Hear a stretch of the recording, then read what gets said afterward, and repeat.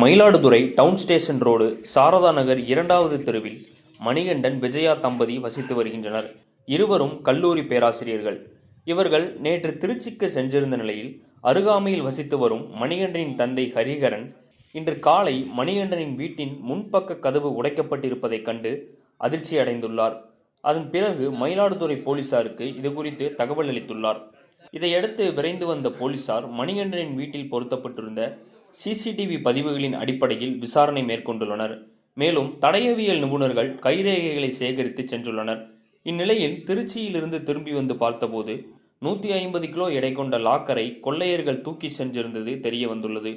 அந்த லாக்கரில் வைத்திருந்த 20 லட்சம் ரூபாய் மதிப்பிலான 22 சவரன் தங்க நகைகள் மற்றும் 1 கிலோ வெள்ளி பொருட்கள் திருடு போயுள்ளது. மேலும் வீட்டு வாசலில் நிறுத்தியிருந்த இருசக்கர வாகனத்தையும் கொள்ளையர்கள் திருடிச் சென்றுள்ளனர். இதேபோல் நேற்று முன்தினம் இரவு மயிலாடுதுறை இலுப்பைத்தோப்பு சின்னமாரியம்மன் கோயிலில் 2 கதவுகளின் பூட்டுகளை உடைத்து அம்மன் கழுத்தில் அணிவித்திருந்த 5 கிராம் தங்க நகை கொள்ளையடிக்கப்பட்டுள்ளது. தொடர்ந்து அரங்கேறும் திருட்டுகளால் பொதுமக்கள் அச்சமடைந்துள்ளனர். இரவு நேரங்களில் போலீசார் தீவிர ரோந்து பணியில் ஈடுபட்டு திருட்டு சம்பவங்களை தடுக்க வேண்டும் என்று பொதுமக்கள் கோரிக்கை விடுத்துள்ளனர்.